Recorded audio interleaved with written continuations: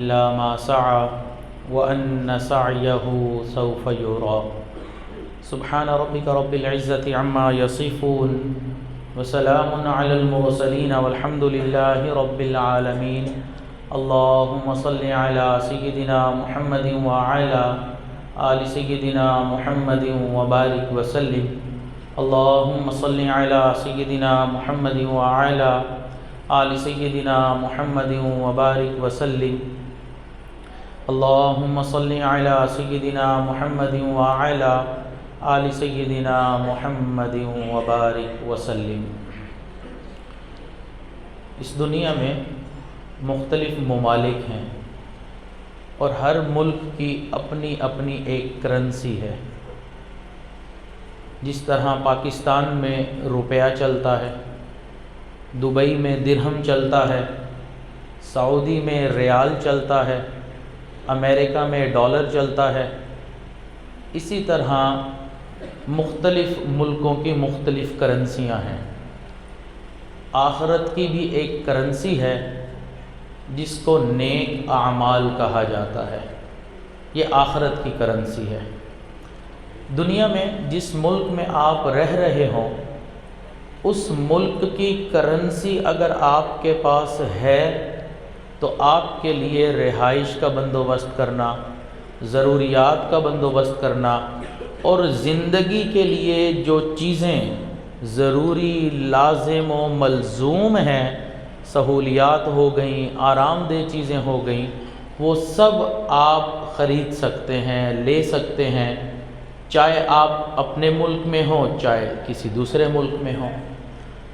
لیکن یہ شرط ہے کہ جس بھی ملک میں ہوں اس ملک کی کرنسی ہونا ضروری ہے۔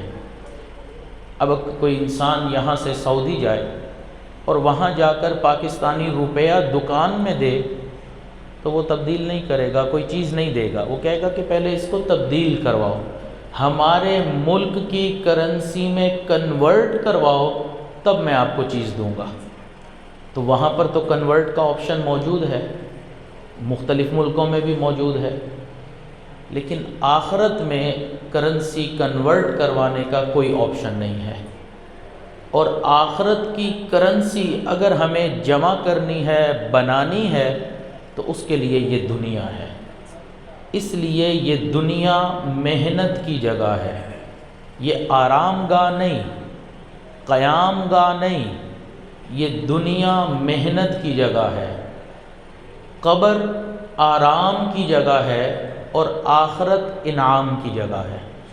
تو اس دنیا میں ہم آرام کرنے کے لیے نہیں آئے، آخرت میں جس کرنسی کی ضرورت ہے وہ کرنسی لینے کے لیے ہم اس دنیا میں آئے ہیں، اور اس کرنسی کا نام ہے نیک اعمال۔ جس کا نیک اعمال بڑھتا رہے گا اس کے پاس کرنسی زیادہ ہوتا رہے گی۔ آپ نے بینک میں دیکھا ہے نا کہ اس کے اکاؤنٹ میں 5,000 روپیہ، اس کے 5 لاکھ، اس کے 5 کروڑ، اس کے 5 ارب۔ جس کا بینک بیلنس بڑھتا چلا جاتا ہے وہ اتنی ہی مہنگی سے مہنگی چیزیں بھی خرید سکتا ہے۔ اسی طرح ہمارے نیک اعمال کا بینک بیلنس بڑھتا رہے گا تو آخرت میں اسی طرح ہمارے درجات بلند ہوتے جائیں گے، محل کا سائز بڑا ہوتا چلا جائے گا، آخرت کے اندر ہماری نعمتوں مزید بڑھتی چلی جائیں گی۔ اس لیے فرمایا کہ ایک مرتبہ سبحان اللہ پڑھنے پر اللہ رب العزت اتنا بڑا درخت لگا دیتے ہیں کہ ایک عربی نسل گھوڑا اگر دوڑتا رہے 40 سال تک دوڑے تب جا کر اس کا سایہ ختم ہوگا۔ تو آج آخرت کی کرنسی کمانا آسان ہے، آخرت میں یہ کرنسی نہیں ملے گی۔ وہاں جا کر انسان حسرت کرے گا کہ اے اللہ مجھے واپس لوٹا دیجئے، میں جا کر دوبارہ محنت کروں گا، کرنسی کما کر دوبارہ آؤں گا۔ فرمایا اب آپشن نہیں ہے۔ تو اس لیے اس دنیا میں رہتے ہوئے ہم آخرت کی کرنسی کمائیں۔ ابھی بہت آسان ہے، بہت زیادہ آسان ہے آخرت کی کرنسی کمانا۔ ایک بزرگ کی وفات ہوئی، کسی نے خواب میں دیکھا، پوچھا حضرت کیا بنا؟ فرمایا کہ جب میں قبر میں داخل ہوا اور قبر میں موت سے پہلے میں نے اللہ سے دعا کی تھی کہ اللہ میں قبر میں بھی قرآن پڑھتا رہوں، تو اب میں دن رات قرآن کی تلاوت کر رہا ہوں اور اب تک میں 25,000 مرتبہ مکمل قرآن کی تلاوت کر چکا ہوں۔ میں نے کہا حضرت 25,000 مرتبہ قرآن کی تلاوت؟ انہوں نے فرمایا وہ 25,000 مرتبہ جو میں نے قبر میں پڑھا ہے تم مجھ سے لے لو، دنیا میں جو تم ایک مرتبہ سبحان اللہ کہہ رہے ہو اس کا اجر مجھے دے دو، کیونکہ اب اس کی ویلیو نہیں ہے۔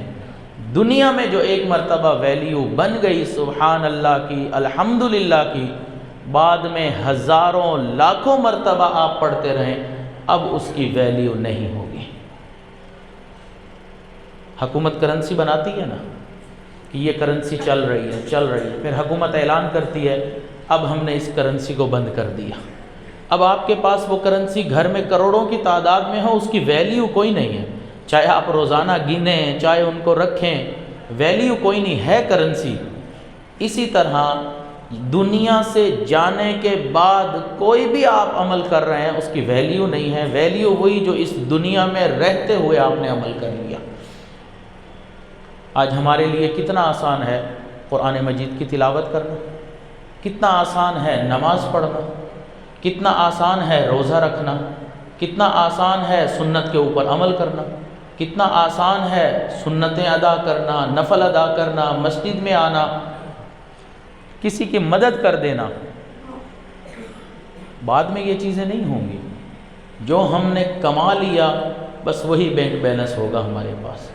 تو آج ہمیں اس فکر میں زندگی گزارنے کی ضرورت ہے کہ میرا آخرت کا بینک بیلنس بڑھ جائے۔ لیکن عجیب بات یہ ہے کہ ہم دنیا کا بینک بیلنس بڑھانے میں اتنا مگن ہو گئے کہ آخرت کے بینک بیلنس کی ہمیں فکر ہی نہیں ہے۔ ہم نے رشوت لے لی، ہم نے سود کھا لیا، ہم نے حرام کھا لیا، ہم نے کیا کچھ نہیں کر لیا، تو بینک بیلنس نہیں بڑھا۔ نبی علیہ الصلوۃ والسلام نے ارشاد فرمایا ایک شخص ہے انتہائی عاجزی کے ساتھ اللہ سے دعا مانگ رہا ہے، آنکھوں سے آنسو جا رہی ہیں، لجاجت ہے، عاجزی ہے، اپنا کم پن اللہ کے سامنے اظہار کر رہا ہے، لیکن اس کی دعا قبول نہیں کی جا رہی کیونکہ اس کا پہننا حرام، اس کا کھانا حرام، اس کا اوڑھنا بچھونا حرام کا ہے، پھر دعا کیسے قبول ہوگی؟ اس لیے ہمیں چاہیے کہ اب ہم آخرت کی فکر کریں کہ یا اللہ میری آخرت بن جائے۔ ہمارے اکابرین، ہمارے علماء، مشائخ وہ کوئی کم عقل لوگ نہیں تھے کہ انہوں نے جو دنیا کی سہولیات کو چھوڑا اور ہر وقت نیک اعمال میں لگے ہوئے تھے، وہ انتہائی سمجھدار لوگ تھے کیونکہ انہوں نے آخرت کو دنیا پر فوقیت دی تھی۔ ہر وقت ان کا دل اللہ کا ذکر میں لگا ہوتا تھا، ان کی زبان ذکر سے تر رہتی تھی۔ حالانکہ وہ بڑے بڑے لوگ تھے، اولیاء تھے، دنیا کا بھی اللہ نے ان کو دیا تھا لیکن آخرت کا بھی دیا تھا۔ ملا جامی رحمۃ اللہ علیہ ایک بہت بڑے عالم گزرے ہیں۔ انہوں نے سنا کہ حضرت عبید اللہ احرار ایک بہت بڑے اللہ کے ولی ہیں، ہمارے سلسلہ علیہ نقشبندیہ میں بھی ان کا نام ہے، تو بہت بڑے اللہ کے ولی ہیں، تو میں ان سے ملاقات کے لیے جاتا ہوں۔ یہ جو خواجہ عبید اللہ احرار تھے نا، یہ دنیا کے بھی بہت مال و دولت والے انسان تھے، اتنے زیادہ کہ ان کے گھوڑے کی جو میخیں تھیں نا جس کے ساتھ گھوڑا باندھتے تھے وہ بھی سونے اور چاندی کی ہوا کرتی تھی۔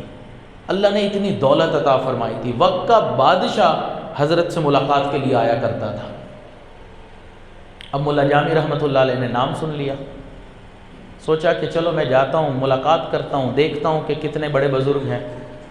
وہاں آئے تو ان کے ذہن میں تو عجیب ذہن تھا، جیسے آج بھی ہمارا ہوتا ہے کہ اللہ کے ولی ہوں گے، ٹوٹی پوٹی چارپائی ہوگی، ہاتھ میں تسبیح ہوگی، بدن پہ جو ہے وہ ایک بنیان اور دھوتی ہوگی، حضرت کے پاس ایک لوٹا پڑا ہوگا، ساتھ تھوڑا سا پانی بھی ہوگا، مصلی میلا کچیلا ہوگا، وہ جو ایک ملنگ والی صورت ہوتی ہے نا، ہم اس کو ولی سمجھتے ہیں۔ تو شاید وہ بھی کوئی یہی صورت لے کر آئے، لیکن وہاں تو دولت کی ریل پہ خوب نعمتیں ہیں، کھائے پی جا رہے ہیں، کچھ لوگ ذکر میں لگے ہوئے ہیں۔ تو ملا جامی رحمۃ اللہ علیہ نے ایک جملہ کہا، نہ مرد است آنکھ کہ دنیا دوست دارد، وہ مرد ہی نہیں جو دنیا کو دوست رکھتا ہے۔ ملاقات کیے بغیر وہاں سے چلے گئے۔ واپس آ رہے تھے تو ایک جگہ سستانے کے لیے درخت کے نیچے بیٹھے، آنکھ لگ گئی۔ خواب میں دیکھا کہ حشر برپا ہے، قیامت کا منظر ہے، حقوق مانگنے والے ان سے اپنا حق مانگ رہے ہیں۔ اب ملا جامی رحمۃ اللہ علیہ پریشان کھڑے کہ وہ اپنی ساری نیکیاں بھی دے دینا، حق مانگنے والے پھر بھی ختم نہیں ہوں گے۔ پریشان کہ کیا کروں، ساری نیکیاں ان کو دے دوں تو پلے کچھ نہیں، تو جہنم مقدر ہے۔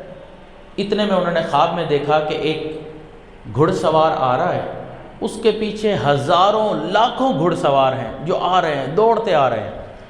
جب قریب آئے تو دیکھا خواجہ عبید اللہ احرار ہیں سب سے آگے۔ وہ رکے، پوچھا یہاں کیا ہو رہا ہے؟ بتایا کہ ایک عالم ہے ملا جامی، حق مانگنے والے ان سے حق مانگ رہے ہیں لیکن ان کے پاس پورا نہیں ہے۔ فرمایا ہمارے تھیلے ہماری نیکیوں میں سے نکال کے ان حق والوں کو دے دو۔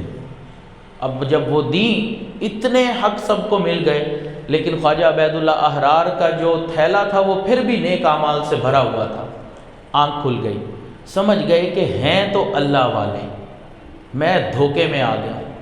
واپس پلٹ کے آئے خانقاہ میں تو حضرت سے ملاقات کی۔ اب حضرت کو کسی طریقے سے پتہ چل گیا کہ یہ پہلے بھی آئے تھے اور ایک جملہ بول کر گئے تھے۔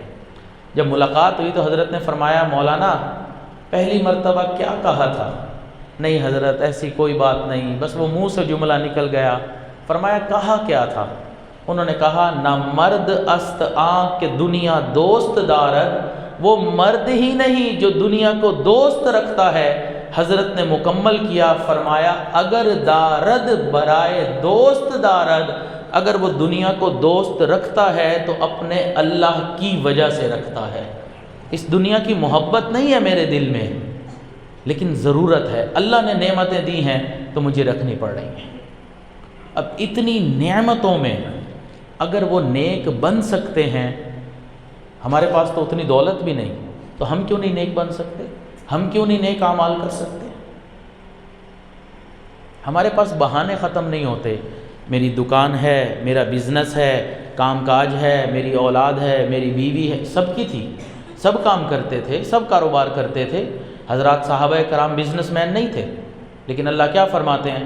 ہم رجال اللہ تلہیہم تجارت ولا بیع عن ذکر اللہ، وہ ایسے مرد تھے کہ خرید و فروخت ان کو اللہ کی یاد سے غافل نہیں کرتی تھی۔ خرید و فروخت کر رہے ہیں، بازار میں گھوم رہے ہیں، مارکیٹ میں ہیں، بزنس کر رہے ہیں، لیکن اللہ کی یاد سے غافل نہیں ہو رہے، وہاں پر بھی آخرت کی کرنسی کمانے میں لگے ہوئے ہیں۔ تو ہم کیوں نہیں کما سکتے؟ ہمارے لیے کیا مشکل کام ہے؟ خواجہ بختیار کاکی رحمۃ اللہ علیہ، قطب الدین بختیار کاکی، بہت بڑے اللہ والے تھے۔ وقت کے بادشاہ، جو اس وقت ہندوستان کے بادشاہ تھے نا، حضرت سے بیعت کا تعلق تھا ان کا۔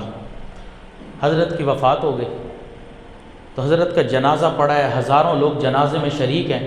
اتنے میں ایک شخص آگے بڑھا، آگے بڑھ کے کہنے لگا کہ حضرت نے مجھے وصیت کی تھی کہ میرے جنازے پر یہ وصیت پڑھنا کہ میرا جنازہ وہ انسان پڑھائے جس کے اندر 4 کوالٹیز ہوں۔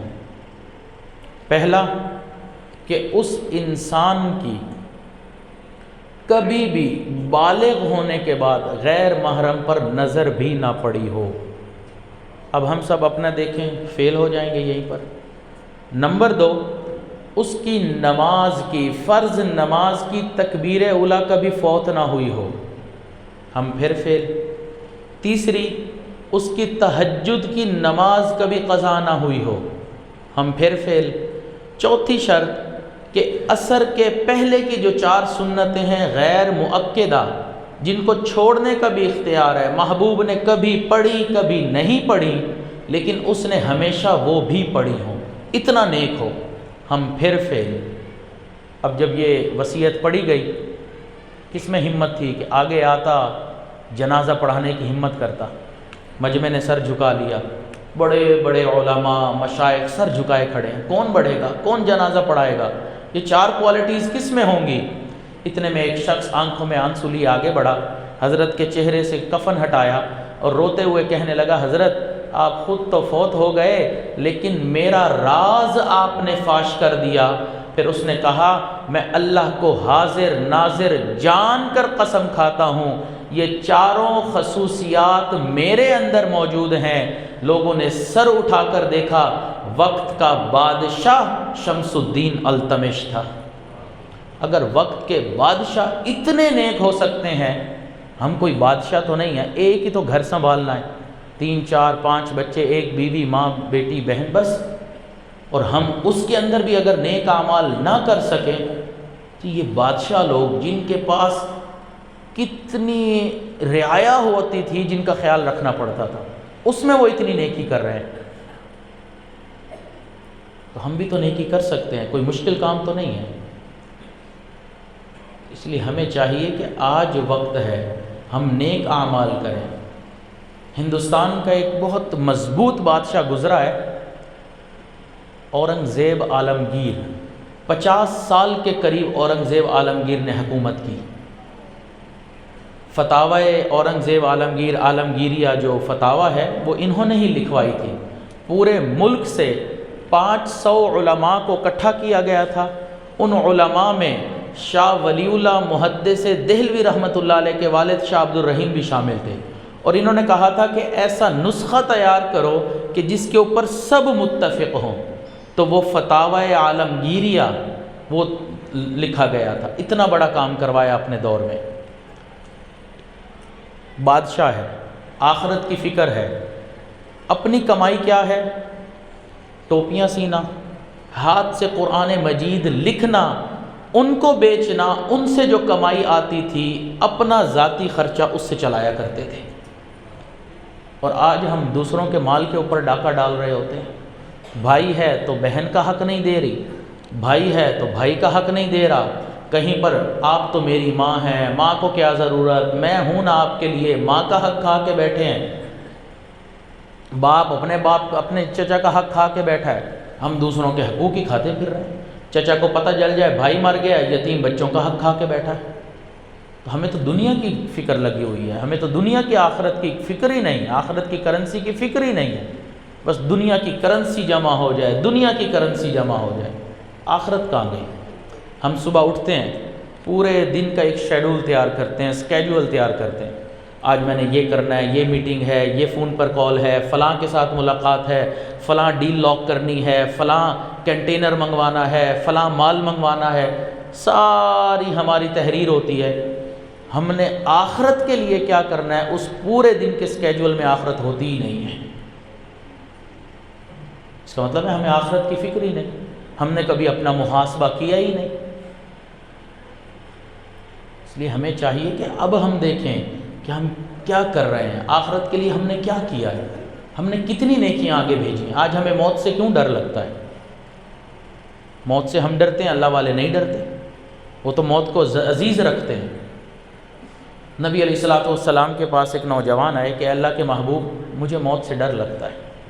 فرمایا کہ تمہارے پاس کچھ موجود ہے، حدیث مبارکہ ہے یا کسی بزرگ کا واقعہ ہے، اب اس میں مجھے تھوڑا سا وہ تشبہ لگ رہا ہے۔ تو بہرحال انہوں نے پوچھا کہ بھئی تمہارے پاس کچھ مال موجود ہے؟ موجود ہے۔ فرمایا کہ اس کو اللہ کے راستے میں خرچ کر دو۔ خرچ کر دیا۔ کچھ دن کے بعد آئے کہ اب مجھے ڈر نہیں لگتا، اب دل چاہتا ہے آخرت کی طرف جاؤں، لیکن سمجھ نہیں آئی۔ انہوں نے فرمایا دیکھو، پہلے تمہارا سرمایہ دنیا میں تھا تو دنیا میں دل لگتا تھا، اب صدقے کے ذریعے تم نے وہ سرمایہ آخرت میں بھیج دیا، انسان کا دل وہیں لگتا ہے جہاں اس کا سرمایہ ہوتا ہے۔ ہمارا دل دنیا میں کیوں ہے؟ کیونکہ ہم نے دنیا میں ہی ہر چیز قبضہ کر کے رکھی ہے، دنیا میں ہی ہر چیز رکھی ہے، آخرت میں ہم نے کچھ بھیجی ہی نہیں۔ تو جب کچھ بھیجا ہی نہیں، وہاں گھر بنایا ہی نہیں، تو وہاں کیا ہو جانا ہے؟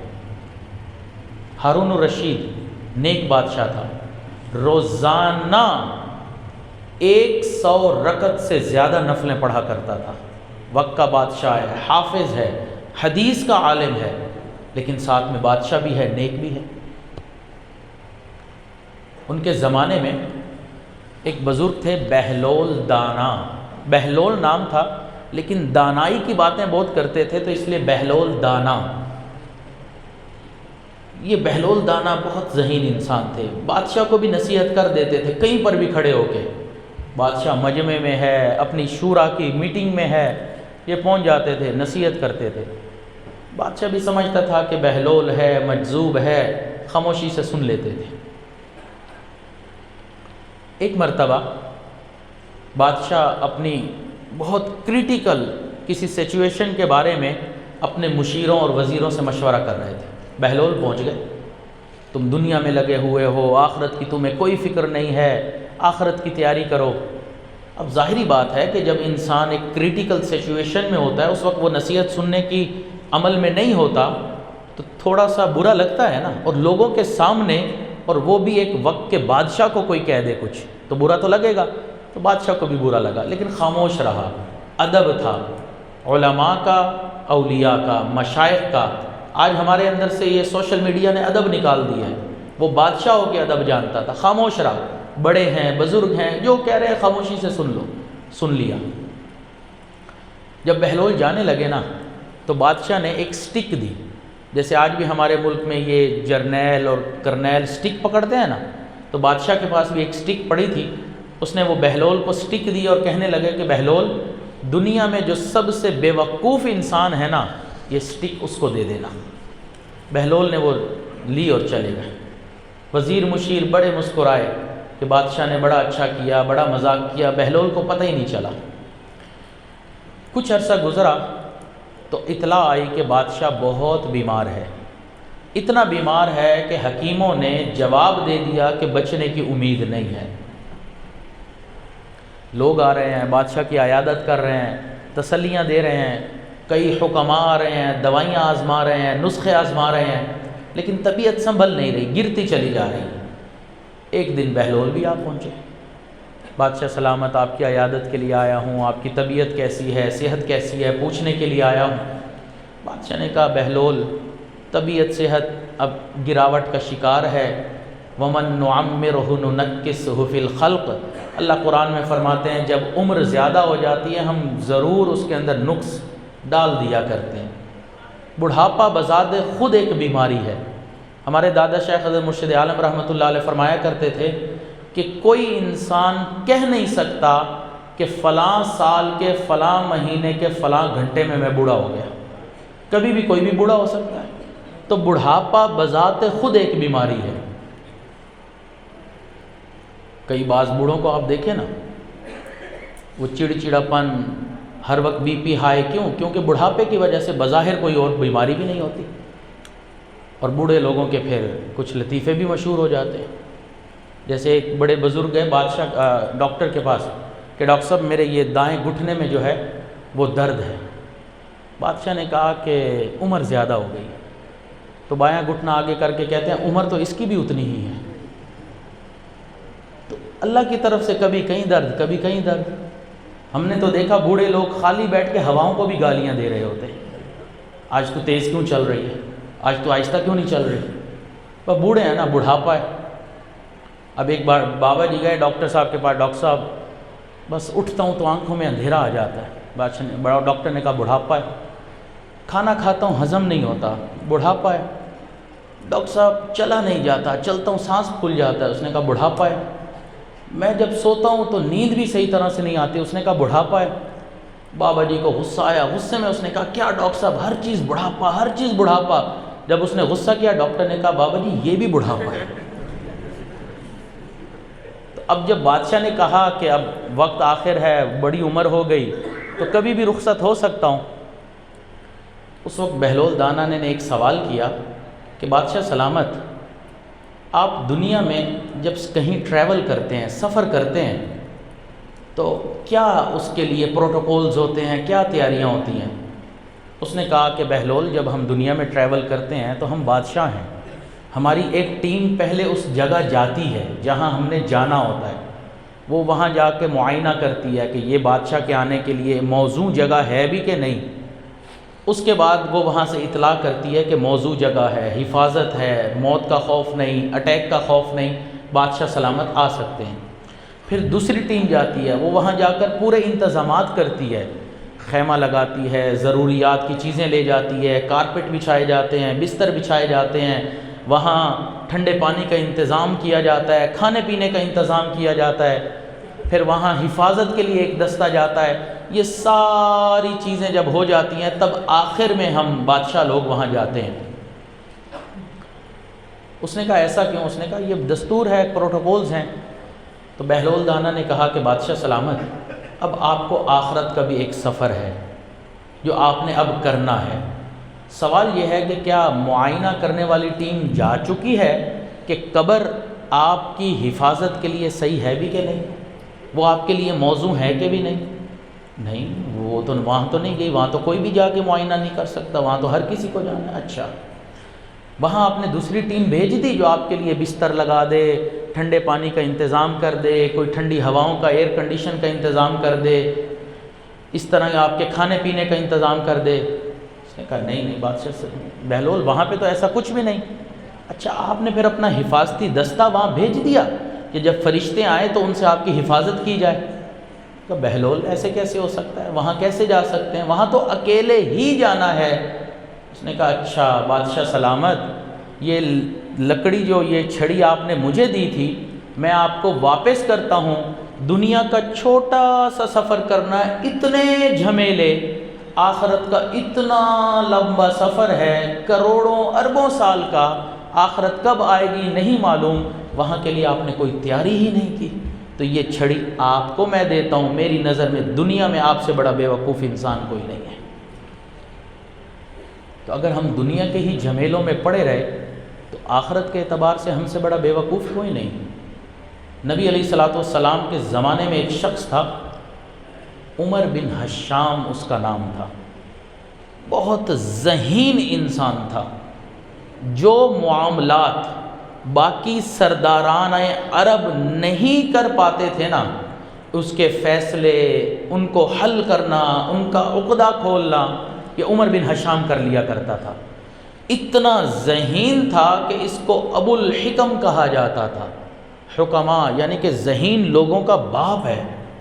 ایسے مشورے دیتا تھا کہ انسان حیران ہوتا تھا۔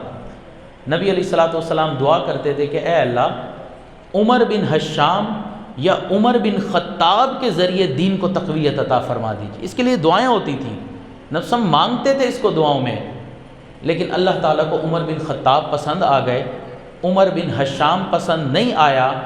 یہ وہ شخص جو دین اسلام لانے سے پہلے ابو الحکم کہلاتا تھا، اس نے دنیا کو پریورٹی دی، آخرت کو نہیں دی۔ پھر یہی شخص تھا جس کو اللہ کے محبوب نے فرمایا یہ ابو الحکم نہیں، یہ ابو جہل ہے۔ جاہل ہی نکلا نا، آخرت کی تو فکر ہی نہیں، کلمہ پڑھے بغیر، آخرت میں کچھ لیے بغیر کفر پہ مر گیا۔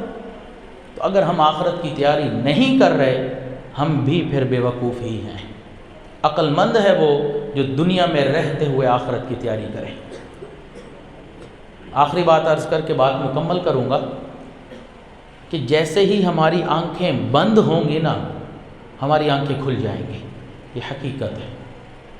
جب انسان کے اوپر سکرات آتے ہیں نا، آخری وقت آتا ہے جس کو ہم کہتے ہیں نا آخری لمحات، اس وقت میں ایسا معاملہ ہوتا ہے کہ اس کو فرشتے بھی نظر آتے ہیں، آخرت کے کچھ معاملات بھی نظر آتے ہیں، لیکن ابھی دنیا میں بھی ہوش و حواس باقی ہوتا ہے۔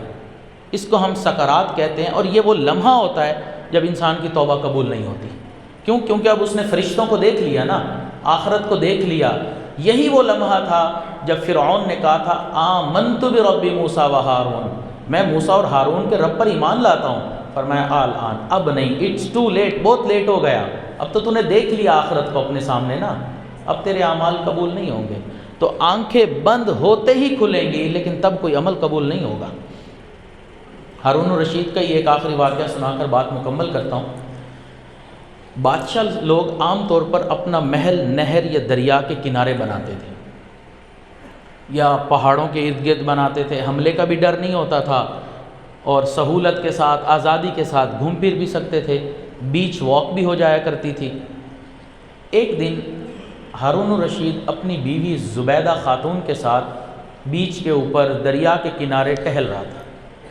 ٹہلتے ٹہلتے دونوں بیوی آگے گئے تو دیکھا کہ بہلول مٹی سے گھر بنا رہے ہیں، بادشاہ نے سلام کیا، پوچھا بہلول کیا کر رہے ہو؟ بادشاہ سلامت، مٹی کے گھر بنا رہا ہوں۔ بہلول کیوں بنا رہے ہو؟ جو خریدے گا دعا کروں گا اللہ آخرت میں اس کو گھر دیں گے۔ قیمت کیا ہے؟ بادشاہ سلامت 1 درہم دینار، بس معمولی سی قیمت ہے۔ بادشاہ مسکرا پڑا، پرواز میں ہیں مجذوب صاحب، پرواز کر رہے ہیں، 1 درہم میں جنت میں کہاں محل ملتا ہے، چل پڑا آگے۔ بیوی چند قدم پیچھے تھی، وہ قریب پہنچی، سلام کیا، بہلول کیا کر رہے ہو؟ ملکہ عالیہ وہ گھر بنا رہا ہوں۔ کیوں بنا رہے ہو؟ جو مٹی کا یہ گھر خریدے گا دعا کروں گا اللہ آخرت میں اس کو گھر دے گا۔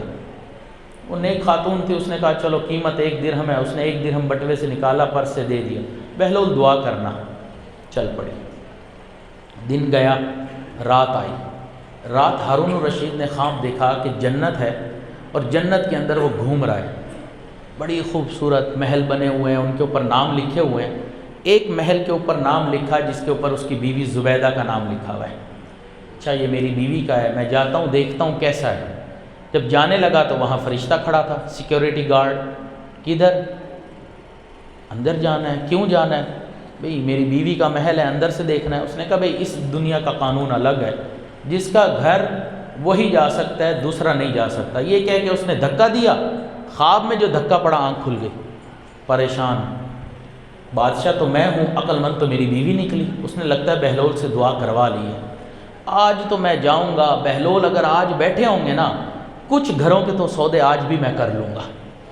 اب دل نہیں لگ رہا، اب میٹنگز بھی اٹینڈ کرنی ہے، ملک کی حالات کو بھی دیکھنا ہے، لیکن کہیں دل نہیں لگ رہا، بس شام کا وقت ہو، بہلول سے ملاقات ہو۔ جیسے تیسے کر کے وقت گزرا، شام کا وقت ہوا، بیوی کو لیا چلو ٹہلتے ہیں۔ اب ٹہل رہے ہیں لیکن نظریں ڈھونڈ رہی ہیں بہلول کہاں ہے، بہلول کہاں ہے، بہلول کہاں ہے۔ نظر پڑی بہلول بیٹھے ہیں، فوراً لب کے السلام علیکم، وعلیکم السلام۔ بہلول کیا کر رہے ہو؟ بادشاہ سلامت مٹی کے گھر بنا رہا ہوں۔ قیمت کیا ہے؟ بادشاہ سلامت پوری دنیا کی بادشاہی۔ بہلول کل تو 1 درہم و دینار تھا، آج پوری دنیا کی بادشاہی؟ میں دینا بھی چاہوں تو دے نہیں سکتا، میں پوری دنیا کا بادشاہ تو نہیں ہوں۔ اس نے کہا بادشاہ سلامت کل بن دیکھے سودا تھا، آج دیکھا ہوا سودا ہے۔ دیکھا ہوا سودا تو پھر مہنگا ہوتا ہے۔ تو یہ جو آج ہم بن دیکھے اللہ کی وحدانیت کی گواہی دے رہے ہیں، نبی علیہ الصلوۃ والسلام کی نبوت کا اقرار کر رہے ہیں، ختم نبوت کو مان رہے ہیں، نیک اعمال کر رہے ہیں کہ ہماری کرنسی آخرت میں جمع ہو رہی ہے، یہ اس وقت پتہ چلے گا جب ہماری آنکھیں بند ہوں گی کہ ہم نے واقعی کتنا بڑا کارنامہ سر انجام دے دیا۔ تو اس لیے اس دنیا میں رہتے ہوئے ہم آخرت کی کرنسی کو جمع کریں۔ نبی علیہ الصلوۃ والسلام نے فرمایا کلمتان حبیبتان الی الرحمن خفیفتان علی اللسان ثقیلتان فی المیزان سبحان اللہ وبحمدہ سبحان اللہ العظیم، کہ میں تمہیں ایسے 2 لفظ بتاتا ہوں جن کو زبان سے ادا کرنا آسان ہے لیکن میزان کے اوپر ان کا وزن بہت زیادہ ہے، اور وہ کلمات کون سے ہیں؟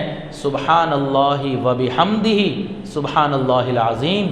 اب یہ پڑھنا کتنا آسان ہے، ہم چلتے پھرتے سبحان اللہ پڑھیں، خواتین گھر میں کھانا بنا رہی ہیں سبحان اللہ پڑھ لیں، ساتھ ساتھ صفائی کر رہی ہیں سبحان اللہ الحمدللہ اللہ اکبر پڑھ لیں۔ نبی نے فرمایا سبحان اللہ پڑھنا آدھے میزان کو بھر دیتا ہے، اور الحمدللہ پڑھنا پورے میزان کو نیکیوں سے بھر دیتا ہے۔ آج پڑھنا کتنا آسان ہے۔ عرب میں ہم نے دیکھا کہ ان کی زبان پر الحمدللہ سبحان اللہ اللہ اکبر یہ زبان زد عام ہوتی ہیں، وہ گفتگو کے دوران کہتے ہیں، ہم بھی کہہ سکتے ہیں الحمدللہ آج میں وقت پر گھر پہنچ گیا، الحمدللہ وقت پر میں اپنے کاروبار پر پہنچ گیا، اللہ کا شکر ہے آج کوئی مصیبت نہیں آئی، کوئی پریشانی نہیں آئی۔ کتنے موقع ہیں ہمارے پاس شکر کرنے کے، سبحان اللہ پڑھنے کے، اللہ اکبر آج میں نے یہ حادثہ دیکھا لیکن اللہ کتنا بڑا ہے میرے ساتھ نہیں ہوا، الحمدللہ موقع کتنے ہیں ہمارے پاس لیکن ہم ضائع کر دیتے ہیں۔ تو یہ الحمدللہ سبحان اللہ یہ تسبیحات اپنی زبان پر لانے کی ہمیں ضرورت ہے تاکہ یہ آخرت کی کرنسی ہماری جمع ہوتی رہے، بینک بیلنس بڑھتا رہے۔ دعا ہے کہ اللہ تعالی ہمارے آخرت کے بینک بیلنس کو اتنا بڑھا دے کہ ہمارے اکابرین بھی ہمارے بینک بیلنس کو دیکھے تو ان کو بھی رشک آ جائے۔ وآخر دعوانا ان الحمدللہ رب العالمین۔